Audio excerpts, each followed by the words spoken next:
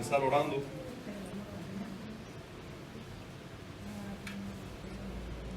Padre, entre nosotros sea tu nombre exaltado. Imploramos, Señor, tu favor para este día. Rogamos que tengamos toda disposición dada por tu Espíritu. No natural, no nos abandones a nuestros deseos, pues muchas veces, la mayoría de ellas, no son en línea con tus propósitos, no son en pos de ti. Concédenos, Señor, que hoy te adoremos, te busquemos, honremos tu nombre, exponiéndonos a tu palabra, y que ella sea usada gloriosamente, salvíficamente, santificadoramente entre nosotros. Te rogamos que uses tu palabra en medio de tu pueblo hoy, que ella sea predicada con verdad, con denuedo, pero que también sea recibida, y que todo esto te dé más gloria, Señor. Es en Cristo que imploramos todo y damos gracias. Amén. Bien, desde la clase anterior sobre este capítulo que también hoy nos va a ocupar, el capítulo 4 de la Confesión de Fe del Hombre de 1689, comenzamos a mencionar todos los ataques desde diferentes francos que se le hace a la doctrina o a la verdad de la creación. Muchos ataques recibe esta verdad, pero en relación a la creación del hombre como tal, les recuerdo que el domingo pasado estuvimos hablando sobre los detalles de la creación en sentido general, y dijimos que a partir del estudio del párrafo 2 y 3 de este capítulo, ya los autores de la confesión se van a concentrar en la creación del hombre, o sea, ya no de la creación en general, todo lo creado, sino específicamente de la creación del hombre. Ahora, en relación a la creación del hombre, los ataques son mayores. En relación a cómo y quién creó al hombre, su constitución, la constitución del hombre, la identidad del hombre, es motivo de debates y de muchos ataques en el día de hoy. ¿Es el hombre una obra especial de Dios? ¿Es el ser humano una obra especial de Dios o simplemente un animal más que Dios creó? Sí, porque déjenme decir que hay personas que creen en la creación, que hablan como si estuvieran delante de una creación y te dicen y te hablan del hombre, sí, como un animal más dentro de la creación. Ahora, ¿tiene el hombre espíritu inmortal o cuando muera físicamente simplemente todo acaba? ¿Qué es más importante, un gato, una vaca o un ser humano? Pareciera esto preguntas ilógicas, ¿verdad? Pero, hermanos, en nuestros tiempos tenemos que hablar de esto. Esta y muchas cuestiones hoy tienen que ser tratadas, sobre todo en un mundo donde la creencia popular, que por cierto se aleja cada vez más de la verdad de las Escrituras, de la verdad revelada en las Escrituras, de la verdad revelada por el Creador.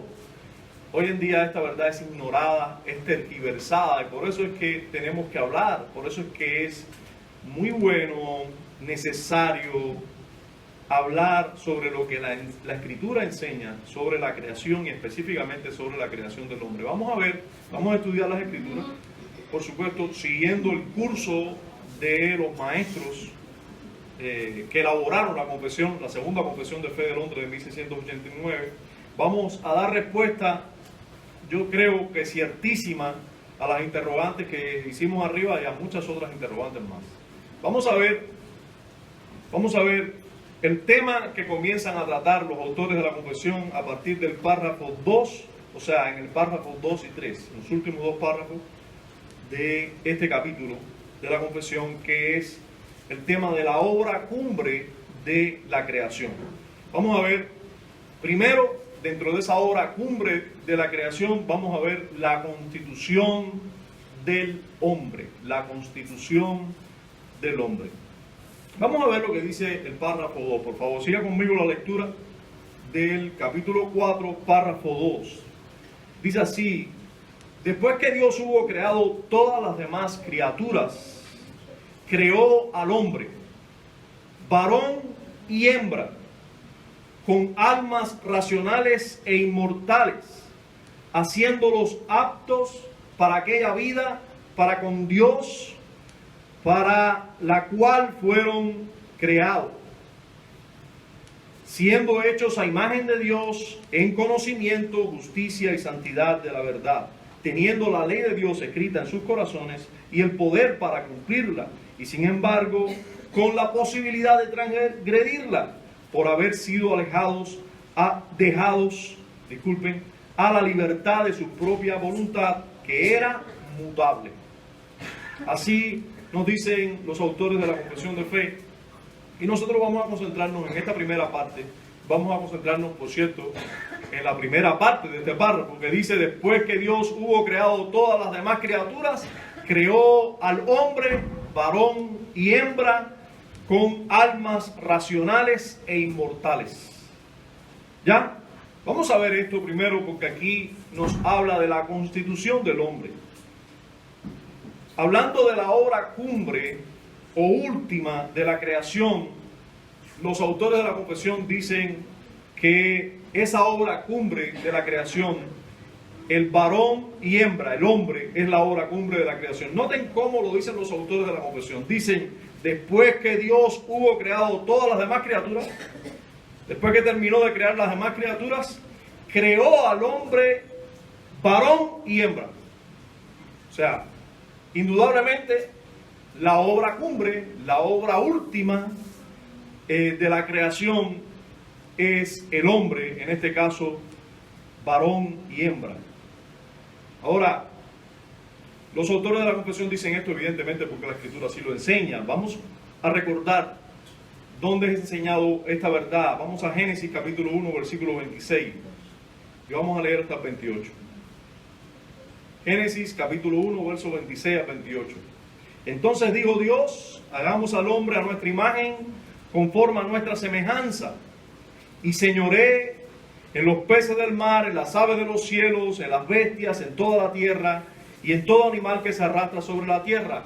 Y creó Dios al hombre a su imagen, a imagen de Dios lo creó, varón y hembra los creó, y los bendijo, y les dijo: fructificad y multiplicados, llenad la tierra y sojuzgadla, y señoread en los peces del mar, en las aves de los cielos, y en las bestias, y en todas las bestias que se mueven sobre la tierra. Bueno, indudablemente estamos leyendo el capítulo 1, verso 26 al 28. Ya Dios había hecho todas las demás cosas, y de hecho se le dice: señorea sobre esto que ya estaba creado, ¿verdad? Si nosotros leemos ese pasaje en el contexto, vamos a entender que ya todas las demás cosas estaban hechas, y que Dios ahora, después de todo, de haber hecho todo lo demás, creó al hombre. Ahora, aquí se ve claramente que la obra cumbre o última fue la creación del hombre, varón y hembra. Ahora, los autores de la Confesión enseñan, además de que el hombre y la mujer, o el hombre, varón y hembra, fue la obra cumbre o la última obra de Dios en la creación, ellos también enseñan que el hombre no es solamente un cuerpo. Una verdad necesaria.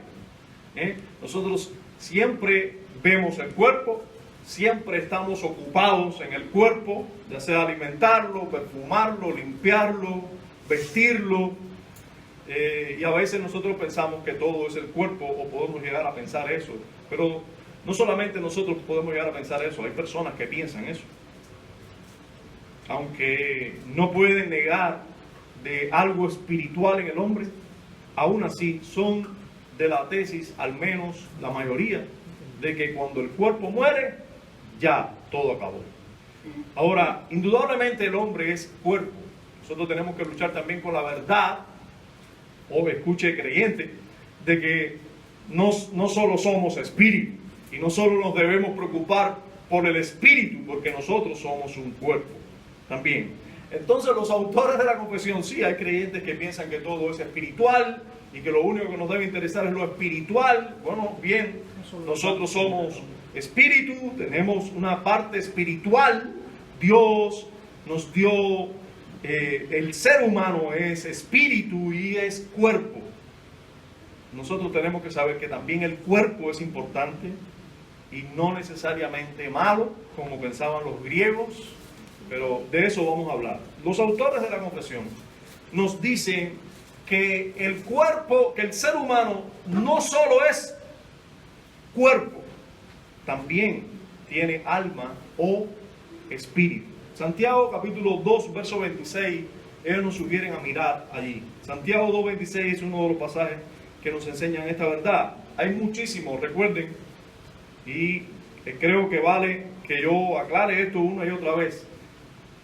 Cuando nosotros damos o leemos algún verso aquí demostrando alguna verdad, no estamos diciendo que esos son todos los versos de la Biblia que enseñan esa verdad.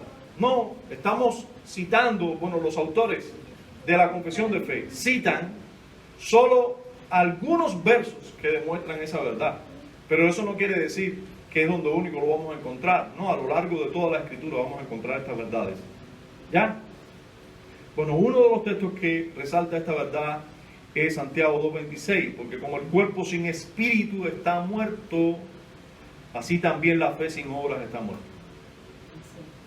Entonces el cuerpo necesita espíritu, al menos en esta vida nosotros estamos viendo que el cuerpo sin espíritu, lo que sucede en la muerte, del ser humano, cuando el ser humano muere físicamente, cuando el hombre muere, cuando su cuerpo muere, lo que ocurre es que ese cuerpo deja de estar con el espíritu. Y Santiago usa esto para hablar de la fe, para comentar sobre la fe, y dice: así como el cuerpo sin el espíritu está muerto, así mismo la fe sin obras está muerta. Ahora, de manera más clara y específica, nuestro Señor en Mateo 10:28, el Señor Jesucristo en Mateo 10:28 dice: y no temáis. ¿A quién no se debe temer? A los que matan el cuerpo, pero no pueden hacer nada al alma, no le pueden hacer nada a tu parte espiritual. Aquellos hombres que quizás pueden de manera injusta condenarte, matarte. Bueno, pero si no le pueden hacer nada al alma, no le temas, dijo el Señor Jesús. Temed más bien a aquel que puede destruir el alma y el cuerpo en el infierno. ¿Quién es ese? Adiós. Sí, hermano, el único que puede hacer eso es Dios. Entonces, ¿a quién debemos temer, niños aquí presentes? ¿A quién debemos temer? Solamente a Dios debemos temer. A Él le debemos tener temor, porque Él es el único que puede tomar nuestra alma y nuestro cuerpo y destruirlos. Ahora, indudablemente una verdad implícita allí es que el ser humano no es solo cuerpo, sino también cuerpo y alma, o cuerpo y espíritu, ¿verdad? Ahora, una verdad que nosotros debemos dejar bien claro, que la Escritura enseña y que los autores de la confesión también aquí resaltan, es que esa parte del ser humano, el alma, es inmortal. Es inmortal. Los autores de la confesión lo dicen así: después que Dios hubo creado todas las demás criaturas, creó al hombre, varón y hembra, con almas racionales e inmortales. Almas racionales e inmortales. Y allí podemos mirar a Eclesiastés capítulo 12, verso 7. Eclesiastés 12, 7. La mayoría de ustedes está siguiendo aquí la lectura. Dice: y el polvo vuelve a la tierra como era, y el espíritu vuelva a Dios que lo dio. Indudablemente aquí se nos está hablando del momento de la muerte, ¿verdad? El ser humano cuando muere, ¿qué es lo que ocurre? Según las Escrituras, según Salomón, inspirado por el Espíritu de Dios, nos dice que el polvo, ¿de dónde fue constituido? Indudablemente Salomón está haciendo referencia al Génesis, a la creación, a cómo Dios hizo al hombre. ¿De dónde Dios formó al hombre? Del polvo de la tierra. Y luego sopló en su nariz aliento de vida, y es ese espíritu que tiene el hombre, que es dado directamente de Dios. Y hermano, en ese sentido nosotros tenemos que notar la diferencia de la creación del hombre a la creación de los animales. No es motivo de nuestro debate hoy, pero yo sé que en ciertas mesas se pone un debate sobre si los animales tienen espíritu o no. Ahora, nosotros tenemos que saber que aunque todo animal, hasta aquí, aunque todo animal tiene vida y todo es sustentado por Dios, por el Espíritu de Dios, nosotros tenemos que saber que del único ser en la creación que se dice que Dios sopló en él aliento de vida, es de el hombre. Ahora, o sea, en ese sentido, ningún animal tiene vida de esta manera como el hombre.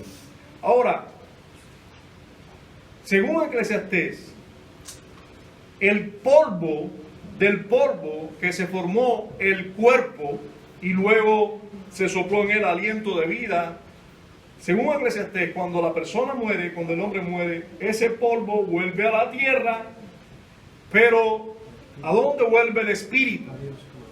A Dios, que fue quien lo dio. Y podemos decir que eso que vuelve a la tierra, podemos decir que en cierta manera, eso que vuelve a la tierra es mortal, deja de ser, aunque nosotros sabemos que aún tendremos cuerpos inmortales, glorificados para siempre, pero es resaltada la inmortalidad del alma. El espíritu vuelve a Dios, que fue quien lo dio. Ese permanece con vida. Hay muchos otros textos en la Escritura que demuestran eso, y que no es ahora motivo de nosotros caer en el detalle de todos los textos que demuestran la inmortalidad del alma. Sí habrá más adelante, sobre todo cuando hablemos del estado intermedio, en los últimos capítulos de la confesión, pero hoy solamente dar esta nota que dan los autores de la confesión: esa alma es inmortal. Ahora, concentrándonos más bien en el hombre y su constitución, ya sabemos que tiene cuerpo y alma. Note que no tiene cuerpo, alma y espíritu. Los autores de la confesión creían en una composición dicótoma del ser humano. Ellos dicen, es bueno que nosotros sepamos, que todo el que diga hoy que el hombre está constituido de espíritu, alma y cuerpo, se está separando de lo que han creído los cristianos siempre, empezando por ahí. O sea, están teniendo una doctrina novedosa que por lo general han tenido los herejes en la historia, pero nunca los verdaderos creyentes han sostenido que el hombre es tricótomo o que tiene tres partes en su constitución. Nuestra confesión de fe, en línea con las confesiones de fe históricas de los creyentes, también dice que ellos tienen almas, tienen cuerpo, pero tienen almas racionales e inmortales. No está hablando de tres partes, sino su constitución, cuerpo y alma, o cuerpo, y pudiéramos decir también espíritu. Ahora, pero indistintamente alma o espíritu, es como nosotros vemos que la Escritura trata el asunto. Ahora, pasando a lo que los autores de la confesión nos hablan también, y es hablar sobre la identidad de ese hombre, de ese ser humano, de ese hombre creado por Dios, varón y hembra. La identidad. Fíjense cómo los autores de la confesión tratan el asunto de la identidad. Dice, haciéndolos aptos para aquella vida, para con Dios, para la cual fueron creados, siendo hechos a imagen de Dios en conocimiento, justicia y santidad de la verdad. Ahí están hablando de la identidad del ser humano. Ahora, hablando de la identidad del ser humano, vamos a ver que ellos hacen primero una declaración de la hechura del hombre a imagen y semejanza de Dios. Hablando de esa hechura del hombre a imagen y semejanza de Dios, ellos nos sugieren mirar a varios textos y yo les sugiero mirar también. Esto es una declaración muy importante de la cual ha habido mucho debate teológico a través de la historia del cristianismo sobre el asunto de que el hombre está hecho a imagen y semejanza de Dios. Vamos a adentrarnos un poco en esta declaración que es confesional, que nosotros debemos tratar con ella, que es bíblica, por supuesto. Dice así Génesis 1.26. Voy a leer nuevamente el texto que leíamos al comienzo, Génesis 1.26, voy a leer 26 y 27 nada más. Entonces digo Dios, hagamos al hombre ¿cómo? A nuestra imagen, conforme a nuestra semejanza, y señoree en los peces del mar, en las aves de los cielos, en las bestias, en toda la tierra y en todo animal que se arrastra sobre la tierra. Y creó Dios al hombre a su imagen, a imagen de Dios lo creó, varón y hembra los creó. Clarito, ¿verdad? Pero no solamente en Génesis 1.26 se habla del hombre creado a imagen, sino que ese concepto sigue adelante. Lo vamos a ver otra vez mencionado en el capítulo 5, versículos del 1 al 3. Miren cómo dice en el capítulo 5, Moisés nuevamente, nosotros sabemos, inspirado por el Espíritu Santo, dice, este es el libro de las generaciones de Adán. El día en que creó Dios al hombre, ¿cómo lo hizo? A semejanza de Dios lo hizo. Varón y hembra los creó y los bendijo y llamó el nombre de ellos como Adán, el día en que fueron creados, y vivió Adán 130 años y engendró un hijo a su semejanza, conforme a su imagen, y llamó su nombre Seth. Con toda intención los autores de la confesión nos dicen, nos sugieren mirar hasta el verso 3, porque en el verso 3 se habla ahora de la semejanza en la cual ya también el hombre engendró a sus hijos, a su semejanza, conforme a su imagen. Usan las mismas palabras para hablar de la creación de Dios al hombre, a semejanza de Dios, conforme a la imagen de Dios. Ahora, no se queda allí las escrituras, sino que luego en el capítulo 9 se menciona nuevamente esta verdad.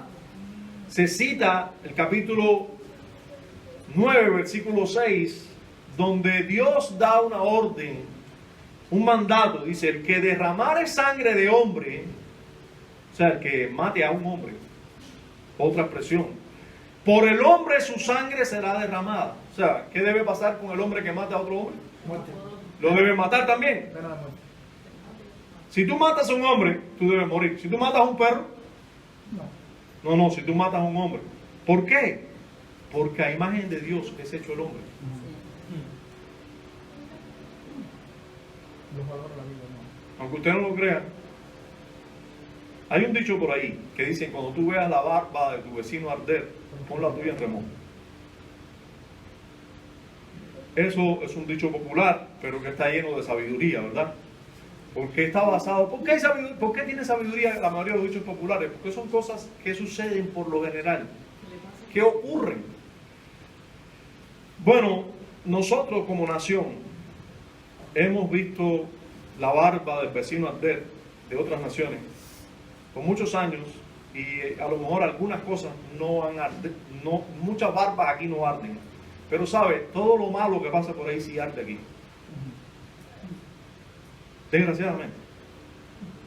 Una de las cosas que está sucediendo hoy en día, al menos en el hemisferio occidental y en países desarrollados, y en países que creen que Dios es el creador incluso, ellos dicen, los perros son creados por Dios también, y los gaticos también. Y hoy te puedes encontrar, si hablas con alguien que viene del norte de nuestra nación, que vienen y te dicen, a mí me han dicho esta frase, en el país donde yo vivo, lo que más vale son las mujeres. Después de las mujeres los perros y los gatos, y después los hombres. Eso mismo. Así han dicho. Porque las leyes, si te ven maltratando a un animal, es como si tú estuvieras maltratando a un ser humano. Y hermano, así está traslocado este mundo, cuando no miran atentamente a las Escrituras. No se puede juzgar de la misma manera a un ser humano cuando está haciéndole daño. Yo no digo que eso esté bien, yo no digo que maltratar una mascota sea del todo, sea bueno, Un caballo. ni maltratar a ningún animal quizás en algún sentido sea algo que honra a Dios. Dios mandó al hombre a gobernar la tierra, a juzgar la tierra, a sojuzgarla, no a maltratarla. Ahora, uno no puede mirar de la misma manera a un hombre que esté maltratando a un animal, aunque no podamos ver pecado en ello, que cuando está maltratando a una persona. No se puede, no podemos, porque es que cada ser humano es imagen de Dios. Es imagen de Dios. Ahora, en relación al hecho de que nosotros somos hechos a imagen y semejanza de Dios, vamos a ver lo que el doctor Sam Wadron dice, que déjeme decirle que es lo mismo que creen los teólogos reformados de renombre, los teólogos reformados ortodoxos, los que se ajustan a las verdades que ha creído el cristianismo bíblico, histórico. O sea, Wadron simplemente resume lo que Berkov dice, lo que Babin dice, lo que otros teólogos realmente bíblicos enseñan. Y en relación a esta verdad de que nosotros somos hechos a imagen y semejanza de Dios, surgen muchas preguntas. ¿Cómo? ¿En qué sentido el hombre es hecho a imagen y semejanza de Dios? ¿Cómo podemos ver nosotros que el hombre es imagen y semejanza de Dios? ¿Eso implica que nos parecemos a Dios? ¿Tiene implicaciones físicas? ¿Tiene implicaciones morales? ¿Qué nos dice eso? O espirituales, ¿qué nos dice que nosotros seamos imagen? ¿Qué nos está queriendo decir las Escrituras? ¿Qué nos está enseñando las Escrituras cuando nos dicen esto? Bien, aunque nosotros vamos a ver que los mismos autores de la confesión nos van a sugerir versículos que nos hablan más detalladamente o nos explican esto de la imagen y semejanza, vamos a ver primero, a modo de calentamiento, qué nos dice Wadron de la idea de la imagen y semejanza de Dios. Voy a simplemente, lo que él dice lo voy a resumir en 3 puntos, 3 declaraciones que él hace. Primera declaración: la imagen no es algo que el hombre posea, es algo que el hombre es. El hombre es la imagen de Dios. Sí, y esa declaración es muy interesante, porque fíjense, nosotros no es que nosotros poseamos la imagen de Dios, no, es que nosotros somos hechos a imagen y semejanza de Dios. Nosotros somos la imagen de Dios.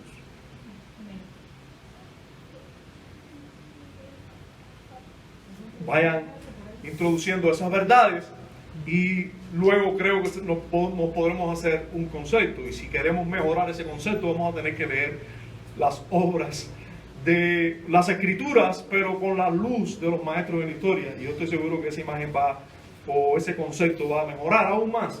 Pero hasta aquí podemos ir haciéndonos un concepto. Segunda declaración de Wadron.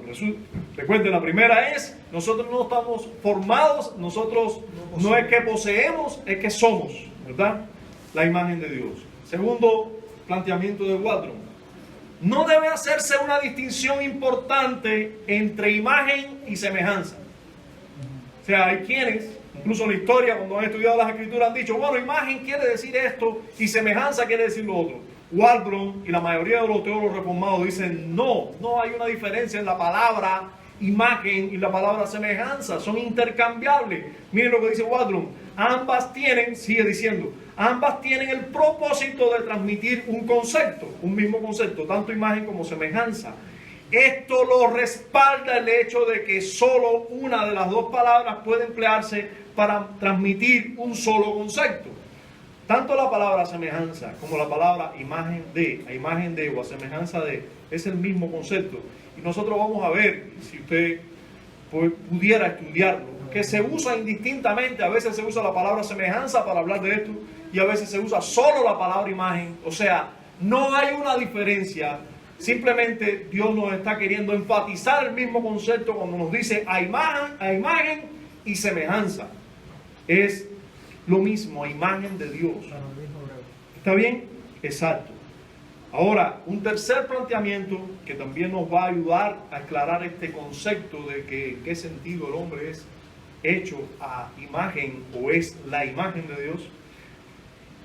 Dice Waldron, nos servirá y por supuesto nos va a servir este concepto. Dice Waldron, el hombre tiene como su identidad la imagen de Dios. El hombre tiene como su identidad la imagen de Dios. El cuerpo está incluido porque se incluye la visibilidad. Se enfatiza el dominio.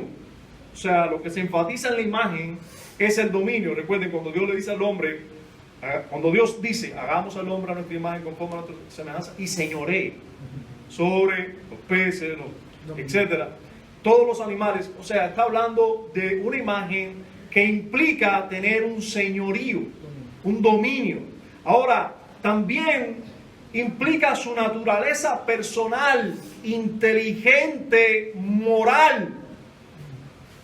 Y eso es esencial. Y vamos a verlo en versos, en cita bíblica más adelante, en Colosenses 3:10 y en Efesios 4:24. O sea, el concepto de imagen de Dios tiene que ver sustancialmente con la identidad personal del hombre, con su inteligencia, con su moral. Ahora, también todo lo que capacita al hombre para representar a Dios en la tierra se relaciona con la imagen. Todo lo que el hombre posee, ya sea natural o ya sea espiritual, recibido del Espíritu para hacer, que lo capacita para gobernar en la tierra, para representar a Dios en la tierra. Eso es parte de lo que nosotros podemos decir, entra dentro del concepto de que nosotros somos imagen de Dios. Bien. Ahora, mirando a las Escrituras, vamos a ganar también en claridad de que hasta qué punto nosotros somos imagen de Dios. Nosotros tenemos que descartar, hermanos, nosotros tenemos que descartar el concepto imagen de Dios. Somos hechos a imagen de Dios. En la misma Escritura, lo que quiere decir es una representación visible de algo. O sea, en la misma Escritura, cuando Dios le da al pueblo de Israel los mandamientos, le dice no te hagas imagen ni ninguna semejanza. Sí, usando las mismas palabras. No te harás imagen ni ninguna semejanza de qué cosa, de lo que está arriba en el cielo ni en la tierra. ¿Y qué cosa es hacerse imagen o semejanza? Bueno, ya ven, hacérnoslo en nuestra mente, pero también una representación física de algo que esté en los cielos o en la tierra. Fue lo que hicieron, es lo que hacen los idólatras cuando se hacen una imagen de algo. Están haciendo una representación física también. Ahora, o sea que en cierta manera nosotros tenemos que, en el concepto de imagen está una representación física de algo. Ahora, nosotros no podemos pensar que nosotros nos parecemos físicamente a Dios. Eso debe ser descartado. ¿Por qué? Porque la Escritura enseña que Dios es espíritu. Recuerda, nosotros venimos de estudiar en el primer capítulo, en el segundo capítulo de la confesión, los atributos de Dios, ¿verdad? Hablando de Dios, nosotros vimos sus atributos y nosotros vimos y aprendimos que Dios es espíritu. Y como es espíritu, nosotros no podemos pensar que Dios tiene un cuerpo como el nuestro, una forma física. De hecho, Él no tiene forma, no está limitado a nada, es infinito. Entonces, pero sí hay cosas de Dios que nosotros podemos, tenemos y somos la imagen. Nosotros somos la imagen de Dios.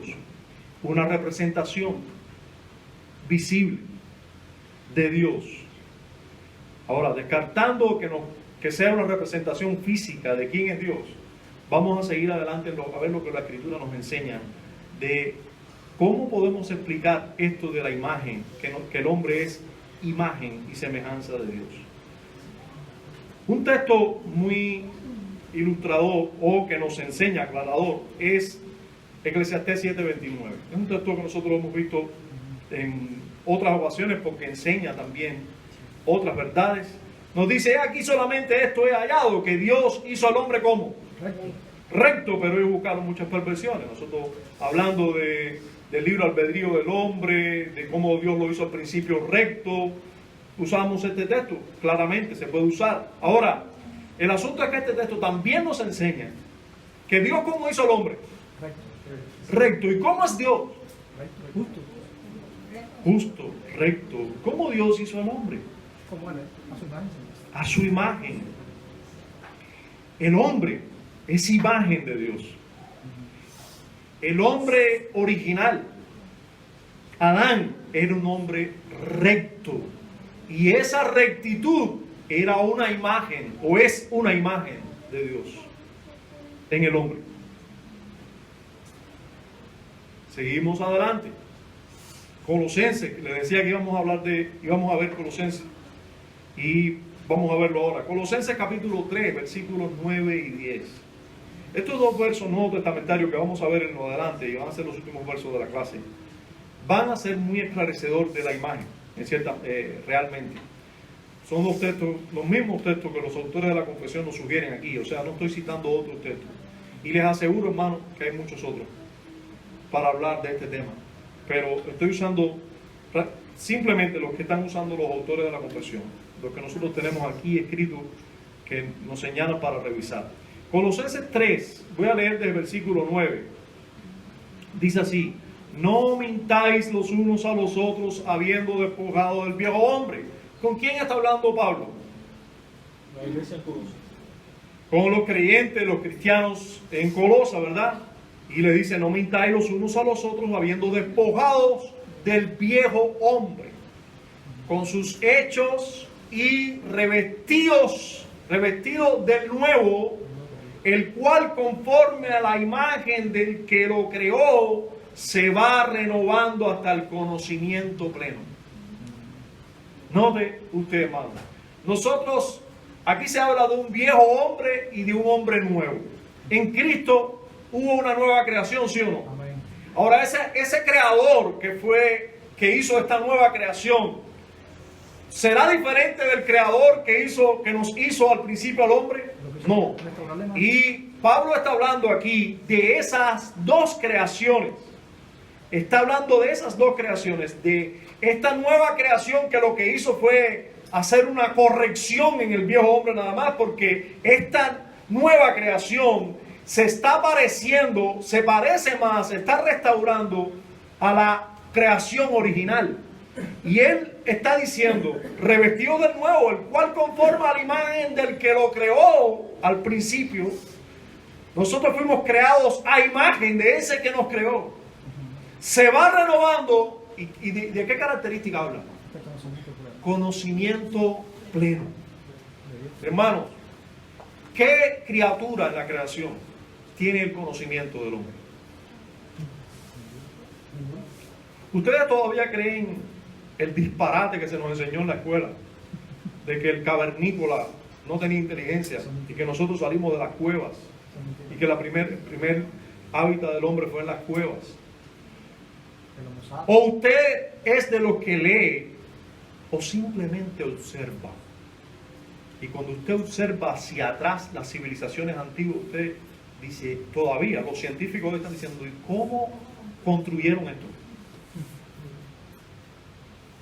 ¿Y cómo llegaron a esta verdad?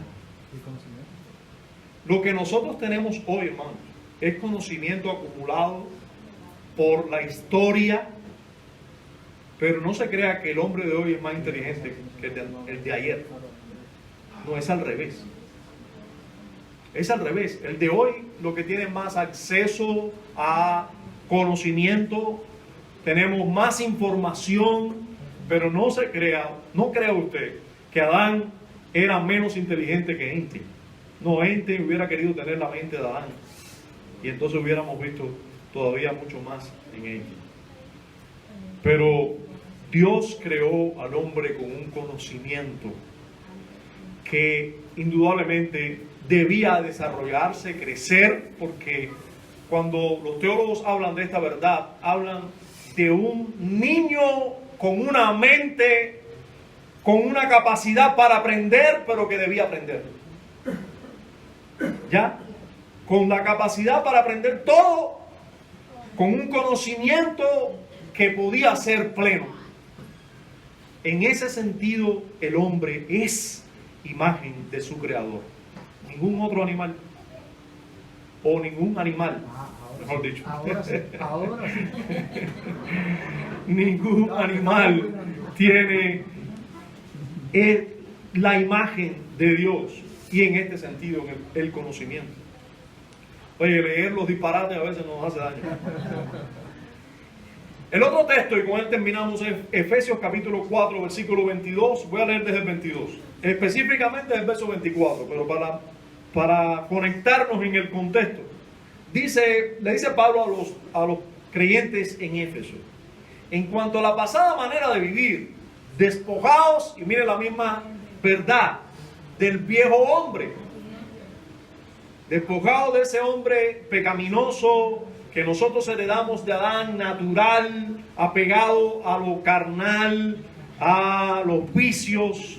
Despojaos del viejo hombre que está viciado conforme a los deseos engañosos, y renovaos en el espíritu de vuestra mente, y vestíos del nuevo hombre. Nuevo, que realmente es antiguo, pero es nuevo ahora. Creado según Dios. No según la ideología.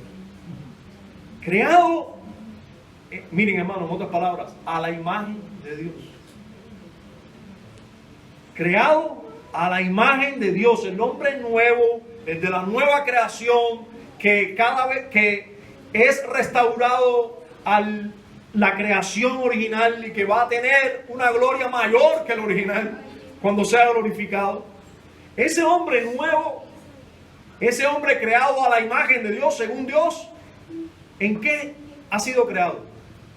La justicia y santidad de la verdad. A la imagen de Dios, en la justicia y santidad de la verdad.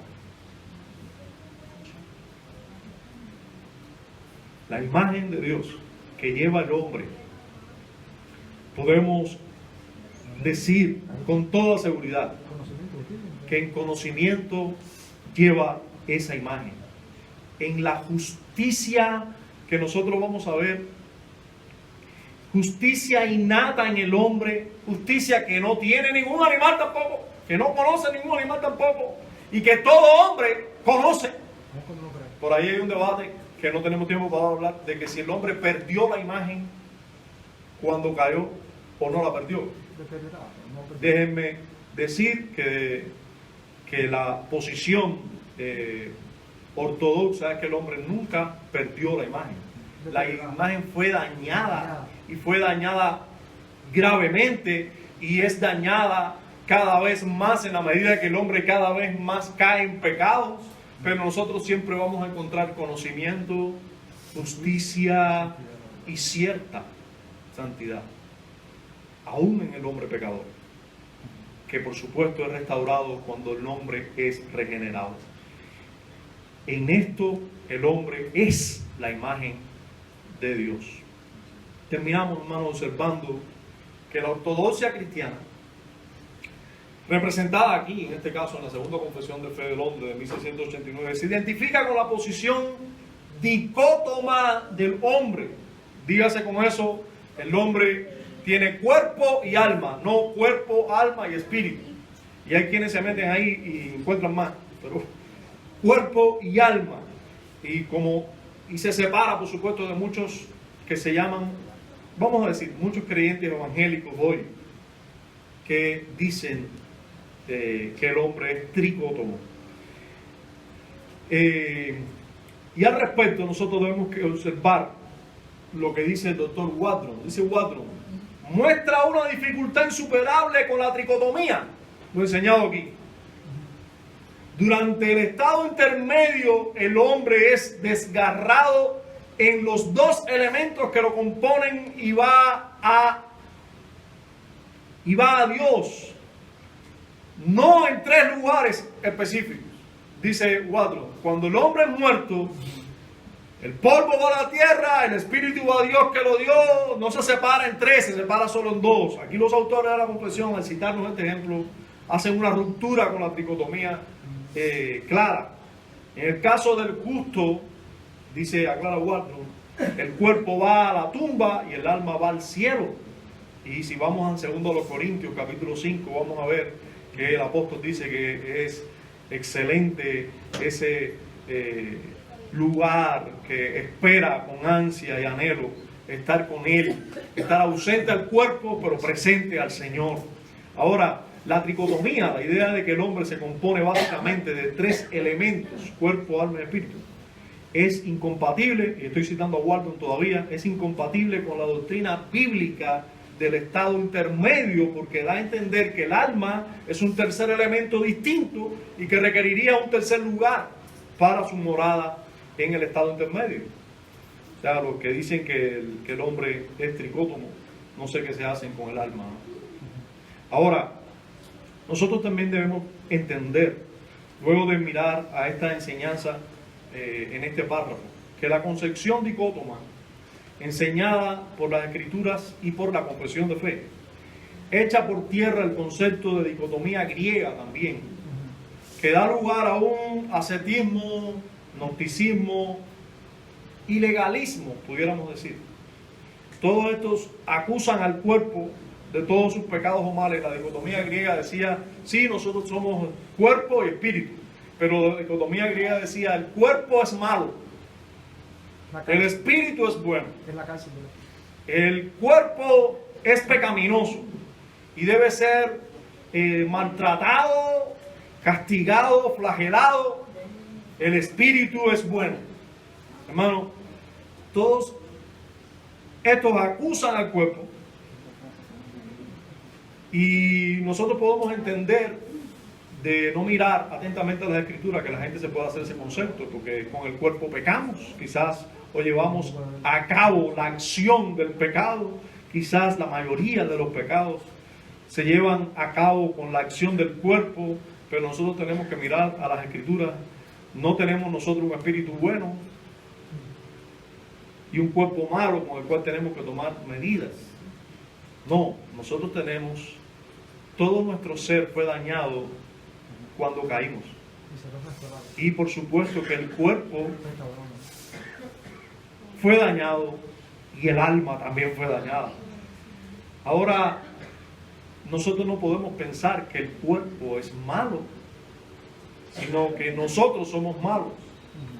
Y nosotros, de pensar de que el cuerpo es malo, pues vamos a pensar que es malo tener hambre, es malo tener relación sexual con mi esposa, porque el cuerpo es malo, es malo, etcétera, etcétera, como se ha pensado históricamente. Cuidado, porque esto es una doctrina dañina que conduce a malos pasos. Pero realmente cuando uno mira las Escrituras, uno haya la verdad que nos va a hacer conducir correctamente. Y hermanos, una consecuencia lógica y última, pero práctica, del estudio de este tema nos hace afirmar contundentemente que toda ley contemporánea o moderna, que es lo mismo, que pretende igualar los derechos de los animales a los derechos del hombre, es una aberración. Decir que los animales son criaturas de Dios, al igual, así dicen, al igual que el hombre, es una idea antibíblica y por lo tanto falsa. Nosotros tenemos que cuidarnos también, porque nosotros, cuando vemos eso, nosotros pensamos que solo otra gente piensa así, pero hay que tener cuidado con nuestros afectos, con nuestras mascotas. ¿Sí? No se crea que el pecado de otros está muy lejos de ti. No, el pecado de otros puede estar cerca de ti. Y puede ser que usted le vaya arriba a un niño porque pisó a su perro. Y usted maltrata a un niño porque maltrató al perro. Y usted debe corregir al niño quizás como debe. De que enseñarle de que no se debe maltratar a un perro por gusto, etcétera. Pero usted tiene que tener cuidado. Usted está tratando con un niño.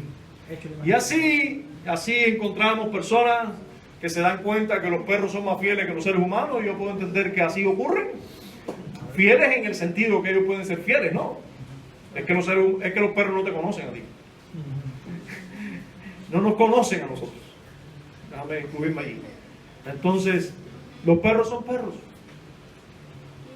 Quizás son hechos para eso, pero nosotros tenemos que tener mucho cuidado, hermano. Los seres humanos son imagen de Dios. Son imagen de Dios. En ese sentido, los verdaderos creyentes, los cristianos reformados en la historia, han tenido cuidado de honrar, de bendecir, de tratar bien a los seres humanos, cualquiera, porque saben, porque han entendido que el ser humano es imagen de Dios.